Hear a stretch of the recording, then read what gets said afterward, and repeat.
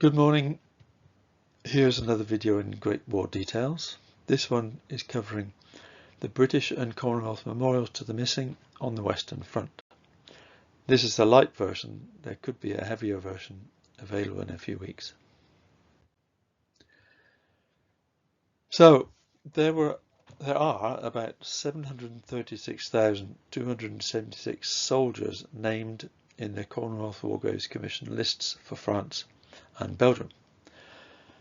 Of the total of 214,619 named as missing on the Western Front, about 159,841 of them are under headstones as unknown, like these two here, leaving about 81,778 with no trace. However, at the end of the war, the number of missing was very sketchy. It would take a couple of years to get more accurate figures. The headstone became the individual monument for each soldier. The important decision of equality of treatment resulted in the same headstone for officers and other ranks. So here you have a lieutenant and here we have a private, side by side, same headstone. These were represented by around 494,657 known named graves. But what about the 241,619 missing? The main actors in this count are Major General Sir Fabian Ware, founder of the Imperial War Graves Commission, Sir Frederick Kenyon, director of the British Museum, who was the architectural advisor to the Imperial War Graves Commission, and the British War Office. They looked after the war graves before the Imperial War Graves Commission through the Directorate of Graves Registration and Inquiries with Sir Fabian Ware.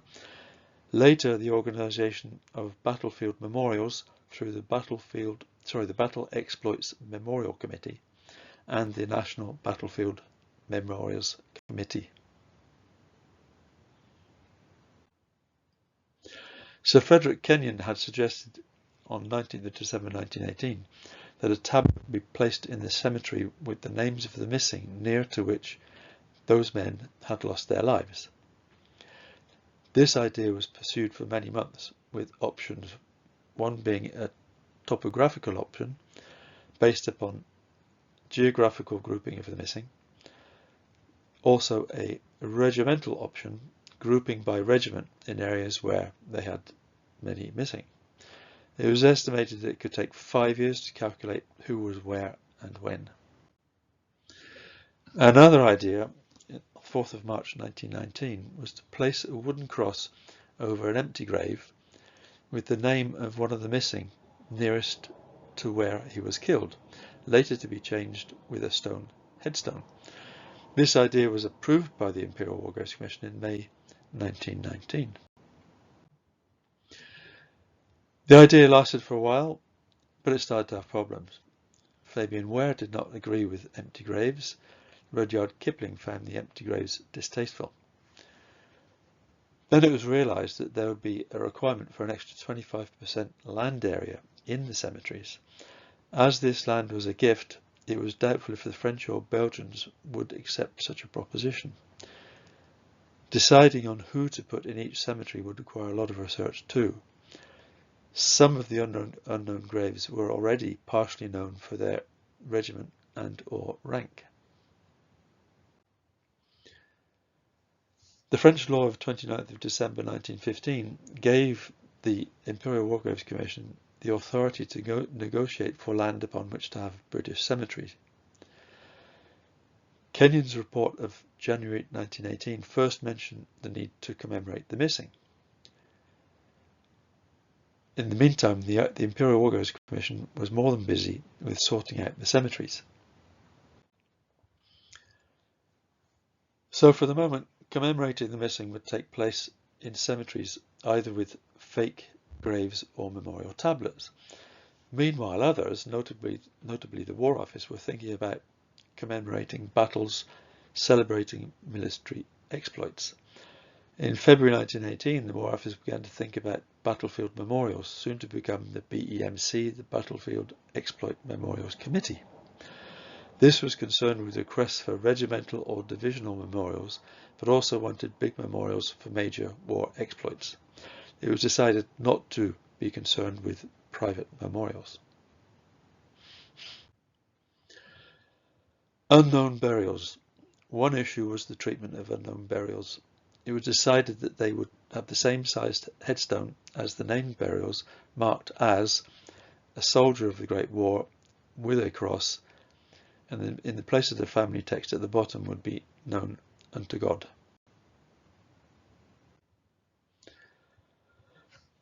From April 1919, the BEMC were looking at memorial requests from Canada, Australia and New Zealand, as well as many divisional requests.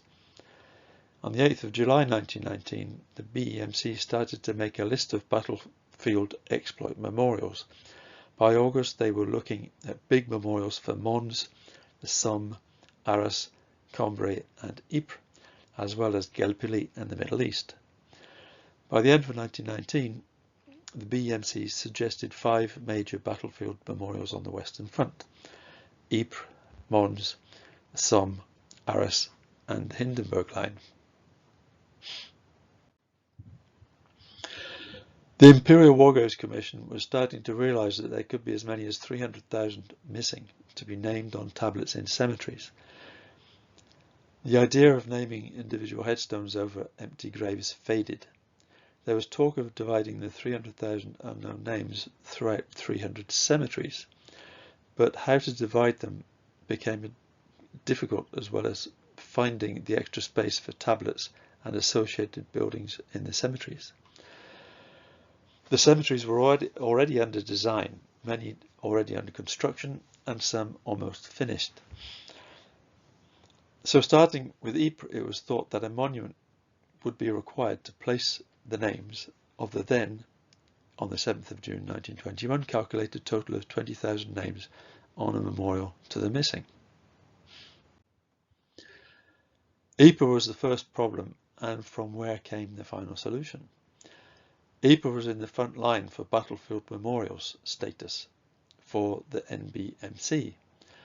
It was also the best spot to build a memorial to the missing in the Ypres salient for the Imperial War Graves Commission. At first, as just seen on the 7th of June 1921, there would be 20,000 names, but by February 1922 this had already increased to 50,000 names.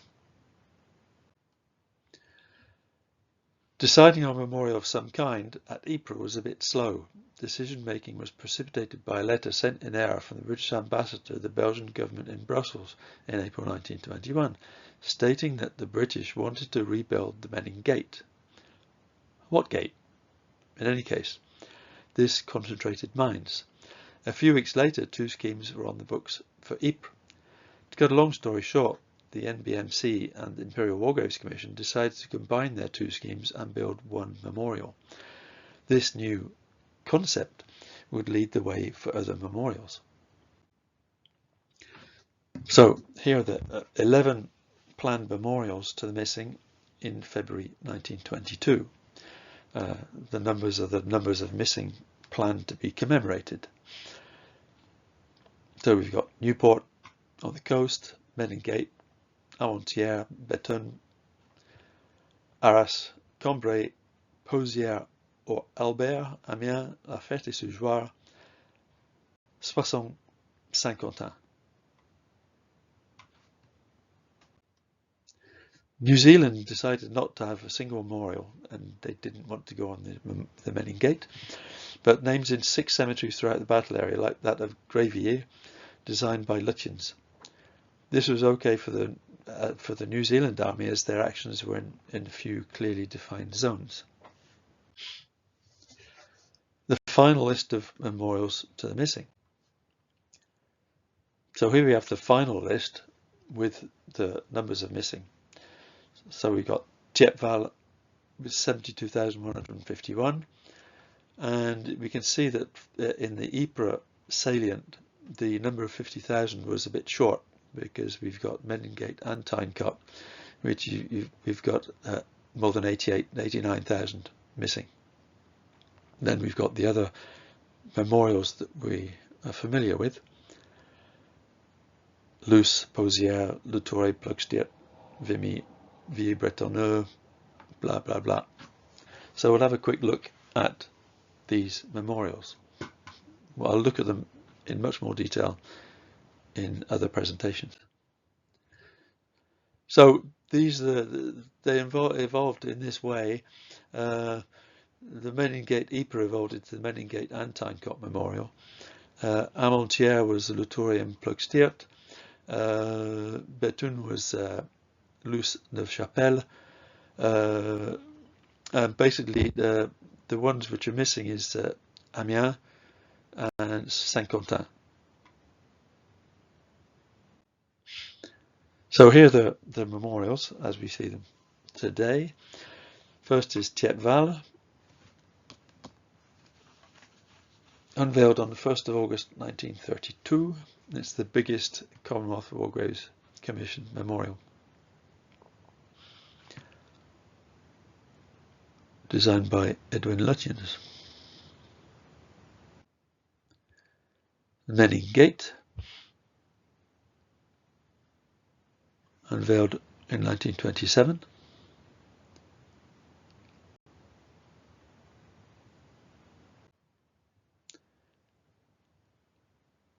The rest of the missing in the Ypres salient were put up in Tyncott for those who died after the 16th of August 1917.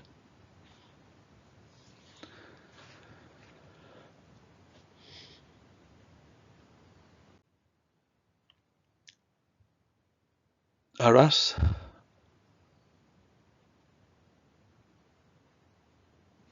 these are the UK died from spring 1916 to the 7th of August 1918. They call it the Faubourg d'Amiens Memorial. Luce,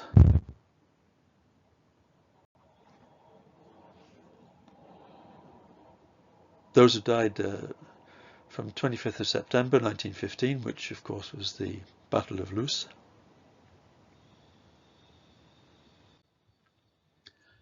Posière on the Somme. Here the names are in the colonnade around the cemetery.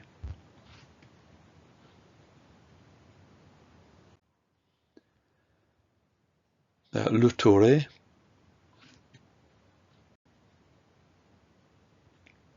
basically the missing from early battles from October 1914 to 24th of September 1915.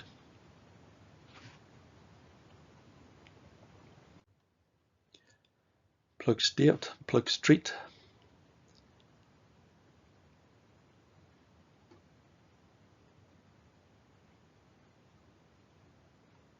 yeah, the names are recorded on the interior face of this circular monument.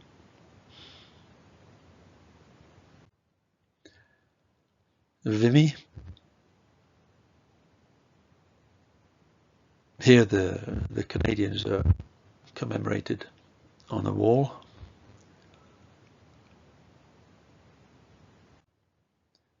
Villiers-Bretonneux, here we've got the Australian missing commemorated on the walls either side of the tower. Another memorial designed by Lutyens.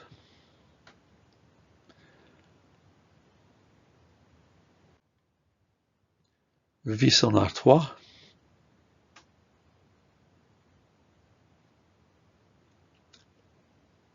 so these are the missing from the end of the war.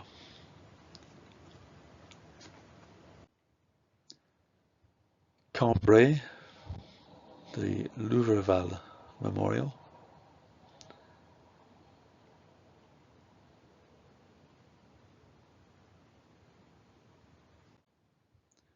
Neufchâtel commemorates the Indians.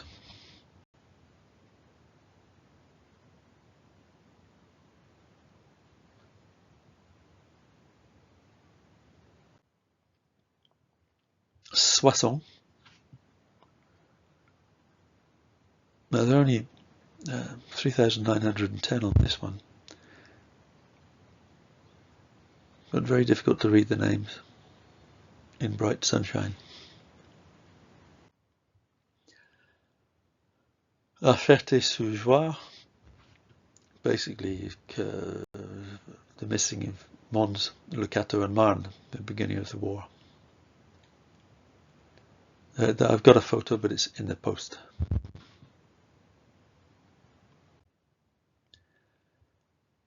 Caterpillar Valley Longueval covers the New Zealand missing on the battles of the Somme.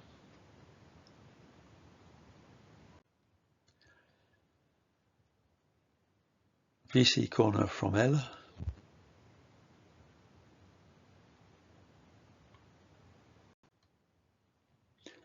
The Arras Flying Service Memorial. This is within the Faubourg Damien Memorial in Arras.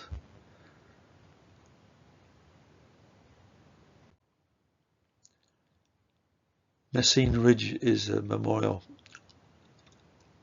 to the New Zealand missing around Messina. Again, the photo of this one is missing as well. And then we've got the park at Beaumont-Hamel. Here's the only memorial to the Newfoundland Regiment, all recorded on the plaque at the base of the Caribou Monument.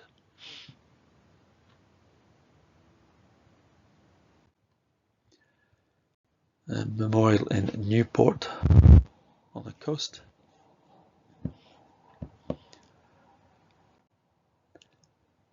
The Gravier Memorial for the New Zealanders.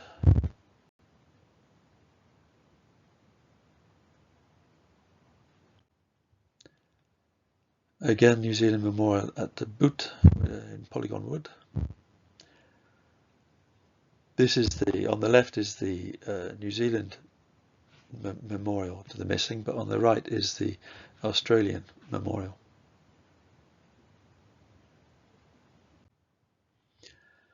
There's a small memorial for the New Zealanders at Cité Bonjon in Armentières.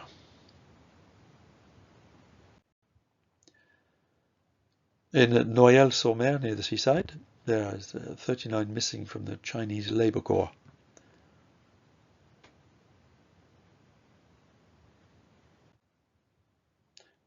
And an even smaller memorial to the 10 missing of the New Zealand Cyclist Battalion in the Marfaux Cemetery near the Champagne region. And a very small one in Zeebrugge, commemorating a few naval chaps. Then Delville Wood. There's not actually a memorial to the missing, but because the South African names are recorded with the British missing, but it's a memorial.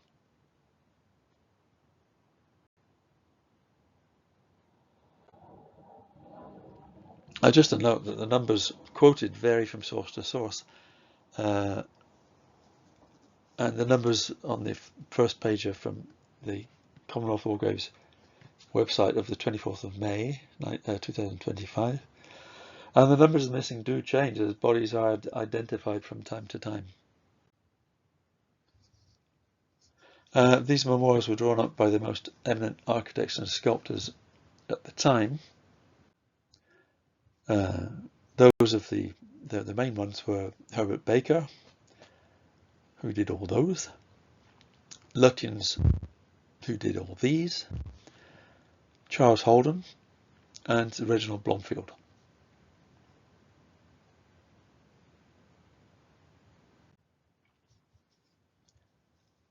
There are other architects who looked at other memorials. They also worked a lot on the cemeteries with the main architects. Bradshaw, Collishaw, Truelove, Allwood, Goldsmith, Cottius, Binney, and Holt and Rees. Now there are also very famous sculptors were used.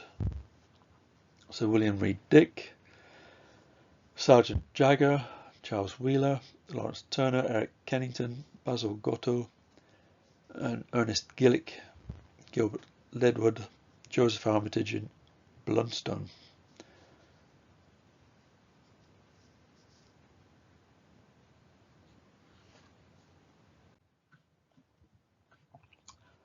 So these are the main memorials and unveiling dates, which are known ones.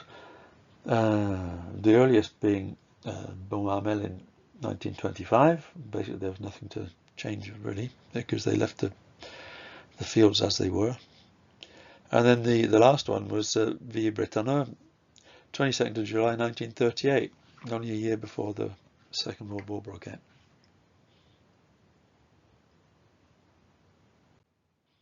So that's the end. So some of these memorials will be looked at more closely in future presentations. Thank you very much for your attention. If you can, please like and subscribe if you can. Thank you very much. See you next time.